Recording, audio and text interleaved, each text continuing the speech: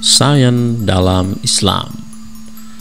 Pengetahuan adalah keseluruhan pemikiran, gagasan, dan pemahaman yang dimiliki manusia tentang dunia dan segala isinya, termasuk manusia dan kehidupannya. Sebelum filsafat dan ilmu pengetahuan berkembang, pengetahuan pra-ilmiah yang berkembang adalah mitos. Manusia menggunakan mitos untuk memberi jawaban terhadap berbagai masalah yang dihadapi manusia itu sendiri.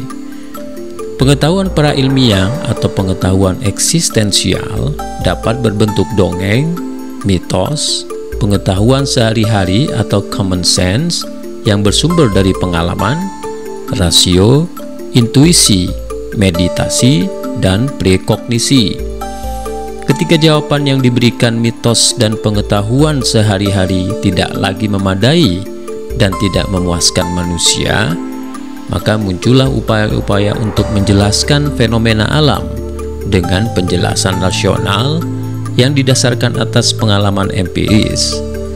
Dari proses ini dihasilkanlah berbagai pengetahuan sesuai dengan kebutuhan manusia. Epistemologi atau teori pengetahuan, the theory of knowledge, adalah bidang filsafat yang membahas secara filosofis, kritis, dan mendasar tentang berbagai jenis pengetahuan itu. Sedangkan ilmu pengetahuan merupakan jenis pengetahuan itu sendiri. Ilmu pengetahuan merupakan jenis pengetahuan yang memiliki ciri-ciri dan metode serta sistematika tertentu. Dengan demikian, cukup jelas bahwa pengetahuan atau knowledge lebih luas dari ilmu pengetahuan atau science. Ilmu pengetahuan hanya salah satu jenis pengetahuan yang memiliki ciri-ciri khusus.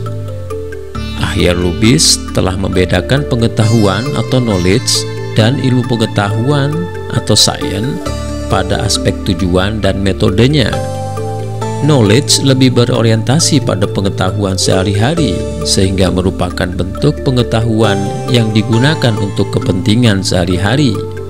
Sedangkan science adalah pengetahuan yang dicanangkan untuk menemukan kebenaran, memperluas pemahaman atau pengetahuan, mendeskripsikan, eksplanasi, interpretasi, prediksi, retrodiksi, penemuan, aplikasi, dan kontrol. Dari aspek metode, knowledge adalah pengetahuan yang dapat diperoleh secara mudah dengan tanpa menggunakan metode. Sedangkan science adalah pengetahuan yang dihasilkan dengan menggunakan metode-metode ilmiah, semisal metode kualitatif maupun metode kuantitatif. Thomas Huxley berpendapat bahwa inti ilmu pengetahuan atau sains tidak lebih dari akal sehat yang telah terlatih dan tertata. Perbedaannya seperti perbedaan antara seorang veteran dengan seorang prajurit baru, dan metode-metode ilmiah berbeda dari akal sehat, seperti perbedaan antara serangan seorang prajurit yang memiliki senjata dan teknologi modern dengan seorang primitif yang menggunakan senjata pentungan. Hal itu berarti bahwa untuk menghasilkan pengetahuan yang bisa dikategorikan sebagai sains, seorang harus melakukan seperangkat proses yang melibatkan observasi, hipotesis, eksperimen, dan sebagainya. Generasi Islam pada abad ke-6 hingga 11 Masehi telah tercatat sebagai generasi pelopor dalam bidang sains dan filsafat. Mereka aktif dalam mengkaji dan menghasilkan penemuan-penemuan saintifik yang memberi manfaat bagi kehidupan manusia sedunia. Sebutlah misalnya Al-Idrisi yang hidup antara 1100 sampai 1160 Masehi sebagai pakar geografi yang terkenal dengan karya petanya. Peta Al-Idrisi telah dijadikan rujukan selama 3 abad oleh pakar geografi dunia seperti Baker dan Stanley. Peta Al-Idrisi juga telah menjadi rujukan para pelayar-pelayar di zamannya dan sesudahnya. Dengan demikian, tidak sedikit jasa sains Islam dalam konteks Renaissance dan humanisme di Barat pada abad ke-16. Kita juga masih ingat Jabir bin Hayyan al-Azdi al-Tusi as-Sufi yang hidup sekitar tahun 722 sampai 804 Masehi, yang di Barat dikenal sebagai Jabir. Sebagai seorang penggagas kimia Islam dari Kufah, Irak, Al-Jabir telah menulis karya kurang lebih 112 buku. Di sisi lain terdapat Abu Yusuf Ya'qub bin Ishaq Al-Kindi yang hidup sekitar tahun 801 sampai 873 Masehi, yang di Barat dikenal sebagai Al-Kindus. Al-Kindi dikenal sebagai filosof Arab yang menghasilkan sekitar 207 buku dalam berbagai bidang seperti logika, filsafat, fisika, cabang matematika, musik, pengobatan, dan sejarah.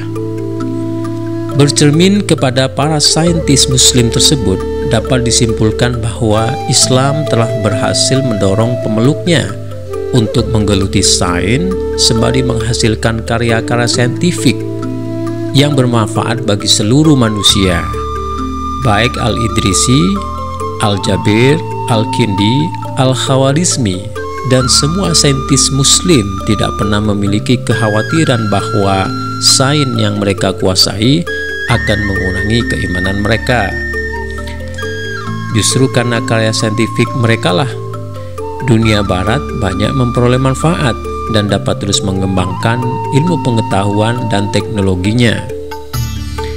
Islam seharusnya tetap diposisikan sebagai agama yang progresif dan transformatif, yang senantiasa memotivasi umatnya untuk mencintai ilmu pengetahuan dan menghasilkan pengetahuan itu sendiri.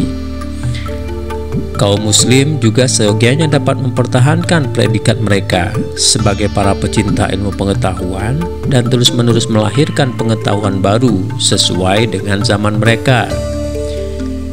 Namun menjadi aneh manakala terdapat fenomena bahwa kaum muslim kurang bersemangat untuk menghasilkan pengetahuan baru, dan atas kemandekannya tersebut mereka mulai asing dengan pengetahuan baru yang datang dari luar mereka, dan semua ini berujung pada terjadinya dikotomi antara ilmu pengetahuan dan agama.